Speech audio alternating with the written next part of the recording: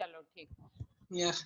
हाँ नहीं ठीक है। देखो अभी किसी को अगर कोई सवाल है तो पहले पूछो। इसमें जहाँ जितना अभी मैंने करा है इसमें किसी को कोई दिक्कत?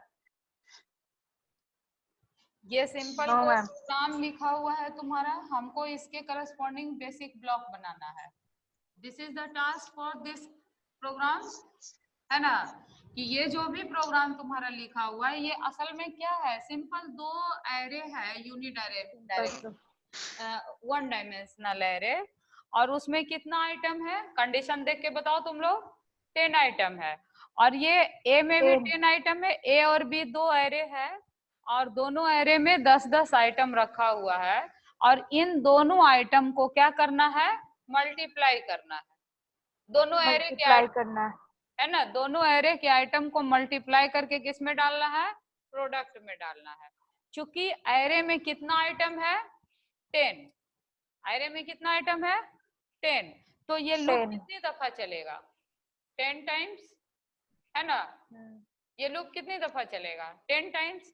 तो ये 10 किसी, टाइम्स। हाँ देखो ये किसी लैंग्वेज का कोड नहीं लिखा हुआ है, ये सिंपल एक जो है एल्गोरिदम लिखा हुआ है कि this is your construct, programming construct high level language का, है ना?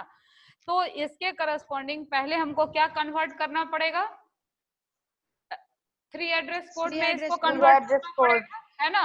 तो अच्छा एक बात बताओ, यहाँ तो मैनुअली हम लोग कन्वर्ट कर रहे हैं, बाकी कंपाइलर में who is responsible to convert this high level code into 3 address code? Who is responsible to convert into this one? मैंने बताया है तुम लोग इंटरमीडिएट।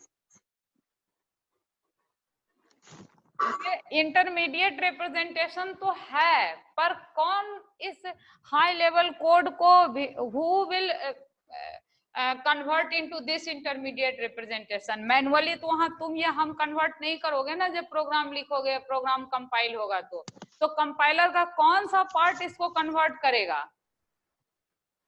देखते हैं कौन बच्चा जवाब देता है।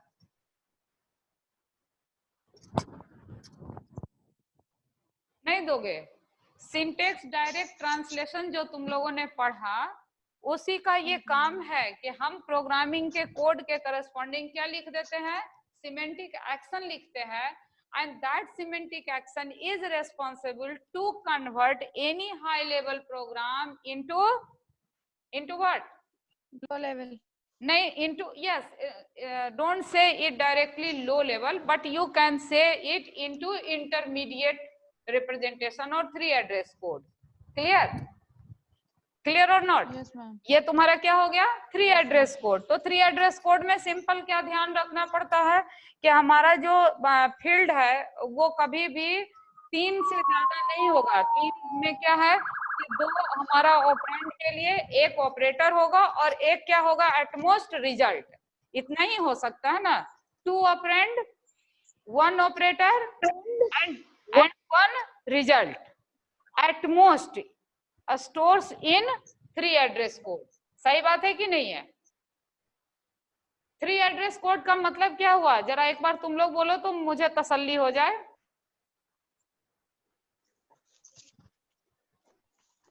बोलो।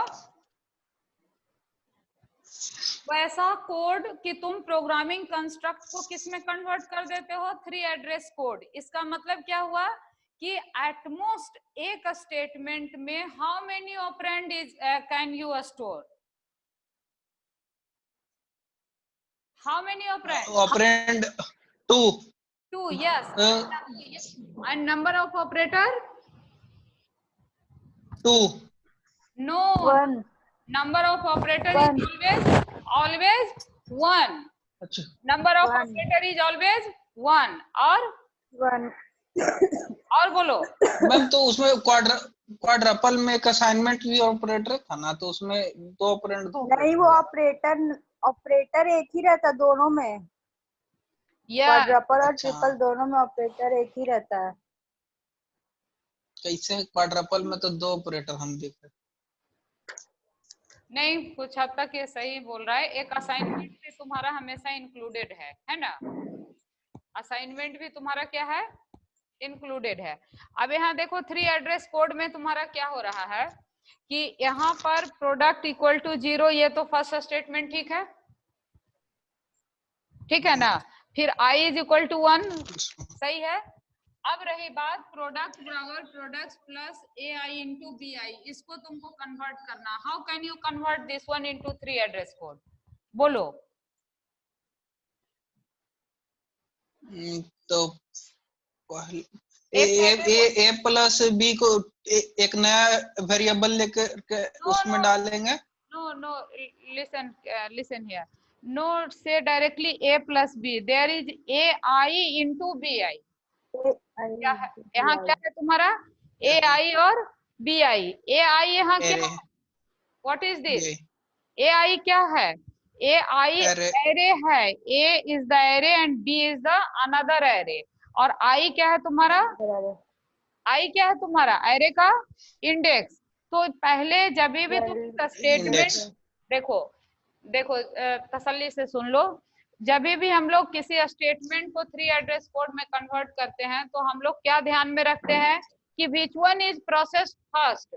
तो in this statement which one is processed first, निश्चित तौर पे एआई है ना, सबसे हाई ऑपरेटर में आई का वैल्यू फाइंड करना है ना। तो आई की वैल्यू तुमको कैसे फाइंड करना होगा, तो एरे का जो इंडेक्स है इसका इंक्रीमेंट कितना कैसे फाइंड करोगे, ये उसके डेटा टाइप पर डिपेंड करता है कि नहीं।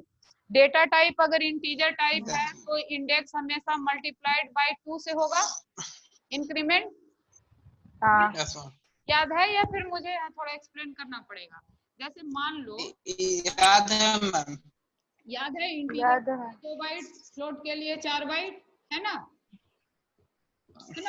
तो यहाँ मान के चल रहे हैं हम लोग कि 4 बाइट्स है।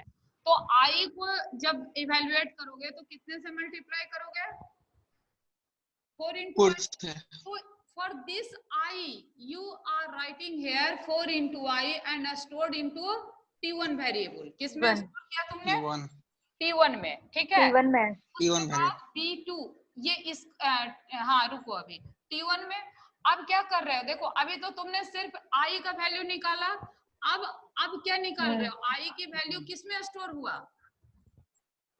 T1 में। T1 में, यस। अब जब तुम ए आई की वैल्यू फाइंड आउट करोगे तो आई के जगह तुम क्या लिखोगे, T1। तो T1 का जो वैल्यू आएगा that you must stored into third variable. तो ये कौन सा वेरिएबल है, T1 के बाद क्या लोगे, T2 हो गया ना, तो ये स्टोर हुआ T2। देखो इसके करस्पॉन्डिंग तुमने कन्वर्ट किया। अब उसी तरीके से तुम किसके करस्पॉन्डिंग कन्वर्ट करोगे, बी आई के करस्पॉन्डिंग, है ना। तो बी आई के लिए भी तुमको क्या करना पड़ेगा, पहले आई को इवेल्युएट करोगे। तो ये जो 4 इंटू आई, ये फॉर व्हाट आई, ये फॉर बी आई, किसके लिए लिखा तुमने, बी आई। और ये बी आई जो है ये किस वेरिएबल में तुमने स्टोर किया, T3 में। किसमें, T3 में। अब देखो जब तुम बी आई, देखो ध्यान से सुनो, जब तुम बी आई लिखोगे तो बी आई के जगह क्या लिखोगे, T3। तो T3 को स्टोर करोगे, जैसे आई को तुमने स्टोर किया उसी तरीके से तुम किसको स्टोर कर रहे हो, बी आई को। तो बी आई क्या वेरिएबल ले लिया, T4 ले लिया। चलो अब देखो, अभी तक हम लोग क्या कैलकुलेट किए हैं, अभी तक हम लोग ए आई को लिख लिया, बी आई को रिप्रेजेंट कर दिया। ए आई को रिप्रेजेंट तुमने किससे किया है, किस सिंबल से, T2 से। और बी आई को किससे रिप्रेजेंट किया है, बोलो, T4। हाँ, बी आई को रिप्रेजेंट T4 से किया है, सही है। देखो तो अब क्या कर रहे हो, अब इसमें फिर किसका प्रेसिडेंस है भाई, जब ये ए आई इवैल्यूएट हो गया, बी आई इवैल्यूएट हो गया, तो इस एक्सप्रेशन मल्टीप्लाई करोगे, मल्टीप्लाई को, यस। तो अब मल्टीप्लाई के वैल्यू को भी स्टोर करने के लिए तुम ऑलरेडी T5 तक वेरिएबल ले लिए थे, T4 तक। तो मल्टीप्लाई को स्टोर करने के लिए क्या लोगे, T5 लोगे, और T5 को मल्टीप्लाई करोगे, T2 और T2 T4 को T4 इंटू T4, सही है ना? T2 into T4 T4 हाँ देखो अब क्या, हाँ यस मैम देखो अब क्या करोगे, अब क्या करोगे, देखो मल्टीप्लिकेशन हो गया तुम्हारा, एरे का इंडेक्स प्रोसेस हो गया, देन एरे मल्टीप्लिकेशन हो गया, अब क्या होगा? एडिशन चलो बहुत सुंदर। तो जब एडिशन करोगे तो प्रोडक्ट में किसको ऐड करोगे? बोलो। T5 को ए आई इंटू T5 टी को आई, और जिसकी वैल्यू तुम्हारे T5 को बिल्कुल सही, ये हो गया तुम्हारा T5, है ना? तो T5 तो यस तुम मैम क्या लिख रहे हो?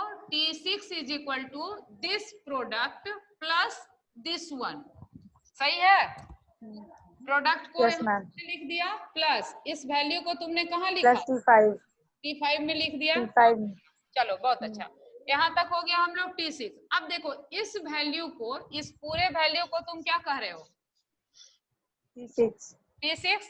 तो ये T6 तुम किस में स्टोर कर रहे हो? प्रोडक्ट में यस, प्रोडक्ट में यहाँ क्या लिखा तुमने? प्रोडक्ट में T6। Is equal to T6 product हाँ, बहुत अच्छा। उसके बाद तुम क्या लिखे हो? I is equal to I plus I is equal to I plus 1 I plus 1 की वैल्यू, I प्लस 1 की वैल्यू के लिए तुम T6 तक वेरिएबल ऑलरेडी ले चुके हो, तो क्या लोगे? अब T7 T7 में तुमने क्या डाला? I प्लस I 1 plus 1 अब ये जो T7 यहाँ इवेलुएट किया, इस T7 को तुम किस में डालोगे? I में क्या लिखा है? I में T7 क्लियर है ना सब लोग को? अब देखो, अब यहाँ यस मैम थोड़ा ध्यान से समझो, व्हाइल लूप को तुम कैसे लिखोगे 3 एड्रेस कोड में? तो व्हाइल लूप को लिखने का तरीका क्या होगा? इसके लिए तुम यहाँ क्या लिखोगे? इफ, क्या लिखोगे? इफ ये कंडीशन क्या दिया हुआ है? I less than equal to, less than is equal to 10 ठीक है, इसको 10 टाइम्स चलाना था तुमने, यहाँ I less than equal to 10। अब यहाँ पर फिर से तुम लोग बताओ कि I less than equal to 10 if, तो गो टू कहाँ जाएगा? ये तो लूप है ना। देखो लूप का मतलब क्या है?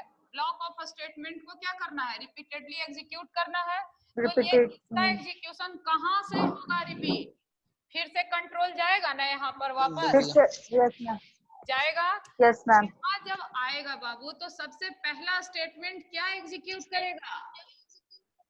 AI AI यस, तो इस AI में पहले I का वैल्यू फाइंड आउट करेगा, एंड दिस I का वैल्यू किस स्टेटमेंट में इसमें फाइंड आउट हो रहा है? T3 यस यस, T3 में नहीं, T3 में तो इस B के I का वैल्यू फाइंड हो रहा है। तुमको पहले किसका वैल्यू का, I का वैल्यू फाइंड करना है?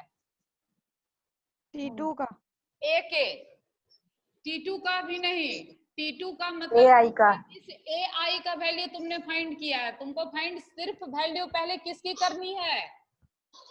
I AI की I, पहले I फाइंड करो। I का देखो I फाइंड करोगे तब ना T2 फाइंड करोगे, यस Yes, मैम ma'am. सही है ना? I फाइंड करोगे तब तुम T2 का वैल्यू फाइंड करोगे। तो यहाँ पर जो है AI की वैल्यू किसमें चली? तो हमको AI नहीं चाहिए, हमको I का वैल्यू फाइंड करना है। अब बताओ कौन सा स्टेटमेंट में फाइंड हो रहा है? T7 T7 में दुखी कर दिया तुम लोगों ने। फिर से समझो मैंने क्या पूछा। मैंने पूछा जब ये कंडीशन ट्रू हुआ, ठीक है, मैंने T2 में हाँ देखो मेरे सवाल को अच्छे ध्यान से समझ लो, बहुत मामूली सी बात पूछा है हमने, कि जब ये कंडीशन ट्रू होगा, control back to start of loop, start of loop begin पर है, डू बिगिन में ये फर्स्ट एक्सप्रेशन तुम्हारा लिखा हुआ है। तो to evaluate this first of expression, इस एक्सप्रेशन में सबसे पहला इवैल्यूएशन किसका होना है? AI का AI का AI का। यस, अब AI में भी AI की वैल्यू क्या डायरेक्ट तुम फाइंड कर लोगे? नो मैम नहीं AI की वैल्यू डायरेक्ट तुम फाइंड करोगे? नहीं करोगे, पहले तुमको I की वैल्यू फाइंड करनी I का वैल्यू है ना। और I की वैल्यू इस स्टेटमेंट में किस लाइन में फाइंड हो रहा है सबसे पहले? T2 T2 में always T2 T1 ma'am T2 में तो तुम्हारा AT1 यानी AI की वैल्यू फाइंड हो रही है। AI यस मैम T1 में yes मैम AT1 नहीं, हमको चाहिए I। पहले I इवैल्यूएट होगा, ठीक है ना। I जब इवैल्यूएट होगा तब AI, फिर I इवैल्यूएट होगा तब BI, then multiply, then add, then assignment. This is the order of execution of this statement, correct और नॉट? Yes ma'am. तो यहाँ गो टू मुझे क्या लिखना पड़ेगा? T3 go to P1 statement, P1 T1 go to 3 statement number 3, 3 statement number 3 ठीक है ना। 3 पे जाएगा। Statement yes number ma'am. Clear है? Yes ma'am. Yes ma'am. अब देखो माय डियर, मैंने इसको क्यों लिखा है? मैंने इसको लिखा है टू मेक बेसिक ब्लॉक। इस प्रोग्राम को हम लोग को बेसिक ब्लॉक में डिवाइड करना है। अब सवाल उठता है कि बेसिक ब्लॉक को फाइंड करने के लिए पहले तुमको क्या फाइंड करना पड़ेगा? बोलो।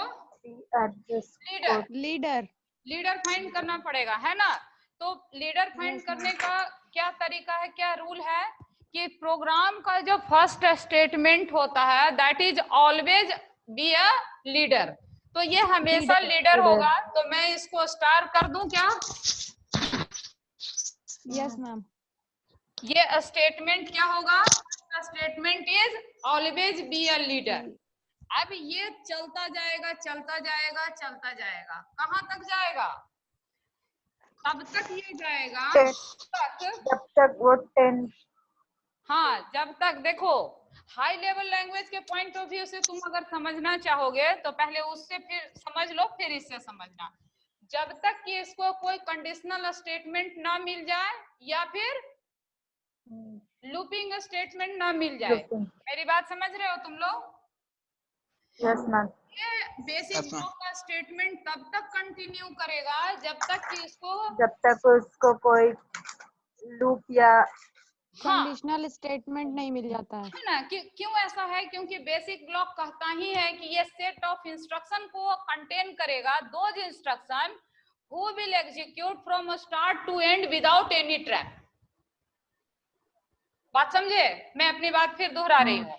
मैंने क्या बोला कि बेसिक ब्लॉक उस स्टेटमेंट को कंटेन करेगा जिसका एग्जीक्यूशन स्टार्ट टू एंड तक होगा विदाउट एनी ट्रैप। क्लियर हुई मेरी बात? क्लियर है? तो बिना कोई ट्रैप के सीक्वेंस में स्टेटमेंट सिर्फ और सिर्फ तभी ना एग्जीक्यूट होगा जब उसके बीच में ना तो कोई भी कंडीशनल स्टेटमेंट क्या हो, ना आए, ना ही कोई स्टेटमेंट आए। मेरी बात समझ में आई? है ना कि बिना किसी ट्रैप के एग्जीक्यूट करने का एक ही तरीका है कि उसमें ना तो कोई कंडीशनल स्टेटमेंट आवे ना ही कोई लूपिंग स्टेटमेंट आवे। तो फिर हम लोग यहाँ देखते हैं अपने प्रोग्राम्स में। तो यहाँ पर देखो, अभी हम लोग इसको चुपचाप देखते जाएंगे, कहीं कोई ट्रैप नहीं है क्या? यहाँ से यहाँ कोई ट्रैप है? नहीं है। कोई ट्रैप कहाँ आया? लास्ट में। और अभी थोड़ी देर पहले तुमको मैंने रूल क्या पढ़ाया था कि देखो जो लीडर होता है वो कंडीशनल स्टेटमेंट या अनकंडीशनल, यहाँ तो कंडीशनल गो टू है, there is conditional go to. Conditional go to में हम लोग क्या पढ़े थे? If condition go to L. तो एल यहाँ क्या है? L leader. is the leader statement. L is the leader statement. L is the leader statement means what? यहाँ L क्या है? My dear, tell me. L is what? A statement number? Third. No. 3. Yes. Next leader statement is a statement number 3. Getting my point? Yes, ma'am. अच्छा बताओ, क्या इस पूरे programme में और कहीं कोई लीडर है? Is there any more leader in this program? No, ma'am. No. That means there is only 2 leader in this program. There must be, so that there must be how many number of basic block? 2 block, correct correct. तो basic block क्या बना, देखो एक block को मैं यहाँ लगा दूं ऐसा और दूसरा ब्लॉक ऐसा, आई बात समझ में? Yes ma'am. एक तरह से तुम इसको ऐसे भी समझ रहे हो कि बेसिक ब्लॉक में स्टेटमेंट तब तक कंटिन्यू हो रहा है जब तक कोई नेक्स्ट लीडर ना मिल जाए। सही बात तो यही है ना? देखो जब तक ये इसको अगला लीडर नहीं मिला वो सब स्टेटमेंट फर्स्ट बेसिक ब्लॉक का स्टेटमेंट बना कि नहीं बना? बन गया, बिल्कुल सही है ना? बोलो यहाँ तक कोई दिक्कत तो मैं फिर रुक जाऊं? नहीं, ठीक है। तो बस क्या करना है, हम लोग को जो भी हाई लेवल प्रोग्राम दिया रहेगा उसको कंपाइलर क्या करता है, 3 एड्रेस कोड कंपाइलर क्या करेगा, उसको कन्वर्ट कर देगा। After converting 3 address code, that code is divided into what? That code is divided into basic blocks. अब उसका नामकरण भी कर दो। ये मान लो ब्लॉक नंबर B1 है और ये ब्लॉक नंबर क्या है, B2 है। अब अगर जब नामकरण कर ही दिया तुमने तो अब इसको सीक्वेंस ऑफ एग्जीक्यूशन भी दिखा दो कि जब B1 का एग्जीक्यूशन हो जाएगा तब ये किसका एग्जीक्यूशन होगा? B2 का। जब B1 का एग्जीक्यूशन होगा तो किसका एग्जीक्यूशन होगा? B2 का। चलो जब तुम इतना बता ही दिए हो तो जब B2 का एग्जीक्यूशन पूरा समाप्त होगा तो फिर क्या यहाँ प्रोग्राम एग्जीक्यूशन रुकेगा या फिर क्या होगा बताओ? फिर से बिगिन। यस, फिर से यहाँ रिपीट होगा क्योंकि अभी कंडीशन ट्रू ही है मान लिया हमने। तो ये कहाँ जाएगा तुम्हारा कंट्रोल? To which place? 3 पे। D1 3 पर। तो मैं इसको एक एरो ड्रॉ कर दूं लाइक दिस। सही है? Is this correct? ये थोड़ा नीचे हो रहा है तो इसको मैं थोड़ा ऊपर करके ड्रॉ कर देती हूँ, है ना? इसको मैं यहाँ से ड्रॉ कर दूं तो चलेगा? Yes ma'am. कि भाई ये जो ब्लॉक है मेरा, इस ब्लॉक में कहाँ कंटिन्यू, स्टार्ट पर ये आ गया। तो एक बात तुमको और समझ में आई कि after converting 3 address code, compiler starts to make basic blocks in our program and after making basic blocks they are drawing flow of control. ये अब इस बेसिक ब्लॉक से तुम्हारा क्या पता पड़ जा रहा है? प्रोग्राम का फ्लो ऑफ कंट्रोल पता पड़ जा रहा है। तो बेसिक ब्लॉक में और फ्लो कंट्रोल को खींचने में सिर्फ और सिर्फ तुमको क्या सावधानी बरतनी है कि लीडर क्या होगा, है ना? Find out leader. और लीडर फाइंड आउट करना तुम्हारे दिमाग में एकदम क्लियर हो गया ना कि लीडर मेरा स्टेटमेंट होगा जो नॉर्मल सीक्वेंस को ब्रेक कर रहा है कि नहीं है? लीडर हमेशा प्रोग्राम का कौन सा? आराम से जवाब देना। लीडर प्रोग्राम में हमेशा कौन सा स्टेटमेंट होगा? जहाँ कंडीशनल स्टेटमेंट, कंडीशनल लूपिंग वगैरह जहाँ। यस, क्योंकि कंडीशनल स्टेटमेंट या गो टू स्टेटमेंट या लूप स्टेटमेंट, हालांकि लूप भी conditional go to statement 3 address code में कन्वर्ट हो जाता है ना? तो जब तक वो नहीं मिलता है तब तक वो सब स्टेटमेंट तुम्हारा क्या हो जाएगा? एक में ही आ जाएगा। तो यहाँ तक किसी को कोई दिक्कत? No, it's okay, good. तो अभी देखो तुम लोगों को अभी तक मैंने क्या समझा दिया कि बेसिक ब्लॉक होता क्या है, ये किस कंपाइलर के किस फेज में इसका काम होना है। जिस काम को हमने यहाँ मैनुअली किया है, ये मैनुअल वर्क कौन करता है? तो कन्वर्सन का जिम्मेदारी किसका है? सिंटेक्स डायरेक्ट ट्रांसलेशन का, जो 3 एड्रेस कोड में कन्वर्ट करेगा। और ये जब 3 एड्रेस कोड में कन्वर्ट हो जाएगा तो तुम्हारा कोड जनरेशन फेज का काम क्या है? बेसिक ब्लॉक में डिवाइड करना और बेसिक ब्लॉक बताना। ठीक है, क्लियर है यहाँ तक? Yes ma'am. जब ये सब कुछ हो जाएगा, देखो खास तौर पे हर यूनिवर्सिटी एग्जाम में कुछ न कुछ सवाल इससे जरूर रहता है। ठीक है, चाहे तो तुमको कोई प्रोग्राम कंस्ट्रक्ट दे देगा और उसके करस्पॉन्डिंग कहेगा कि ड्रॉ बेसिक ब्लॉक, या फिर सिंपली कहेगा कि भाई आप बेसिक ब्लॉक को एक्सप्लेन करो। दोनों ही सूरत में तुम लोग इस काम को कर लोगे। Yes ma'am. चलो, जब कर लोगे तो अब अगला जो काम होगा वो क्या होगा? ऑप्टिमाइजेशन का। क्या काम होगा? ऑप्टिमाइजेशन का। तो आज हम लोग 10 मिनट टाइम देकर के ऑप्टिमाइजेशन को भी कवर कर लेंगे। तो ऑप्टिमाइजेशन का पर्पस क्या है, पहले मुझे ये बता दो तुम लोग। तुम्हारे हिसाब से ऑप्टिमाइजेशन कंपाइलर क्या करेगा? तुम्हारे प्रोग्राम के कोड को ऑप्टिमाइज करेगा। तो उसका मतलब क्या हुआ? Why optimize? This is one very important question. Why optimization? क्या, क्यों ऑप्टिमाइजेशन होगा? जल्दी बताओ, बोलो।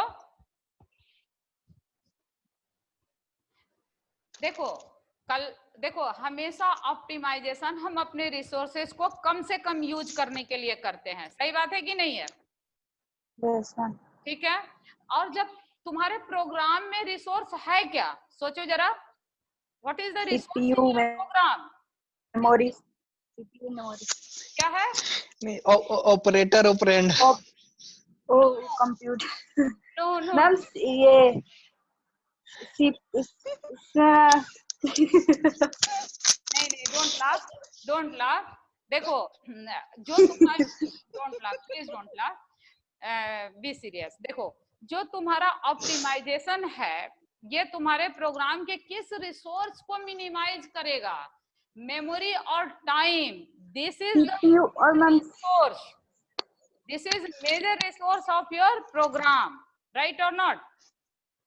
Yes ma'am. है ना, कि मेमोरी को हमको सेव करना है। अच्छा बताओ, मेमोरी कम से कम यूज कैसे करोगे? उसके लिए तुमको क्या ध्यान रखना चाहिए?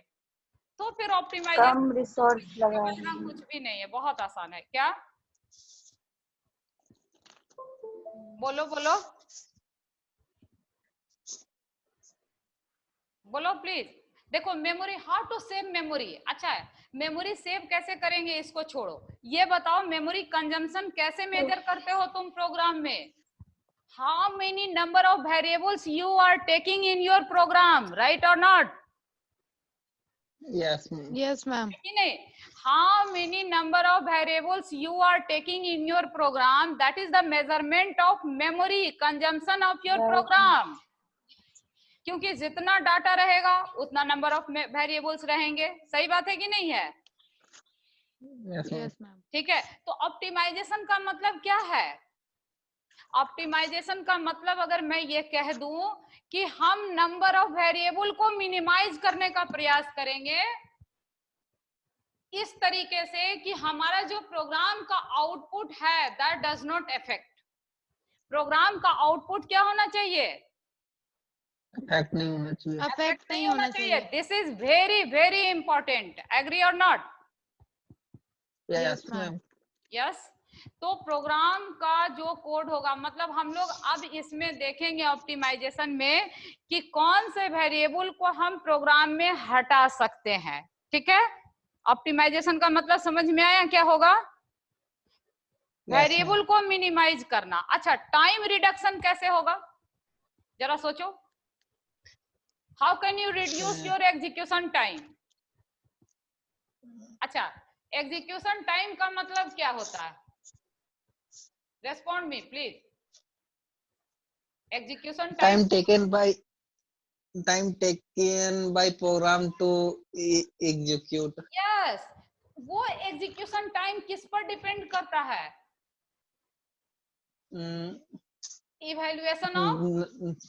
Evaluation of expression. ठीक है ना? वो किस पर डिपेंड करेगा? Evaluation of expression. तो हम उसमें क्या ध्यान देंगे कि कोई ऐसा एक्सप्रेशन तो नहीं लिखा हुआ है जो बिना वजह बार बार सेम रिपीट हो रहा हो। क्या बात समझ में आई?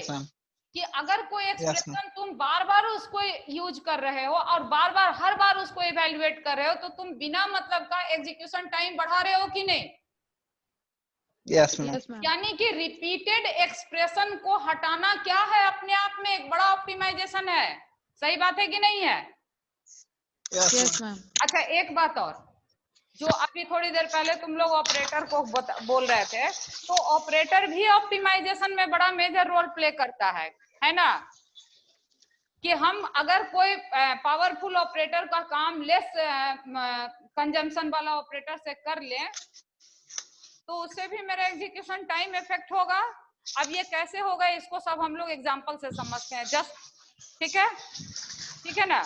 तो इसको यहीं पर रोक करके हम लोग ऑप्टिमाइजेशन टेक्निक का नाम, कितने टाइप का ऑप्टिमाइजेशन टेक्निक को डिवाइड किया गया है वो समझ लेते हैं, और फिर झट से उसको समझ लेंगे कुछ एग्जांपल लेकर के। तो 10 मिनट का और टाइम ले लेते हैं हम लोग। क्या मोटर के चालू कर ले है? पानी पूरा गिरी थी, मोटर बंद कर।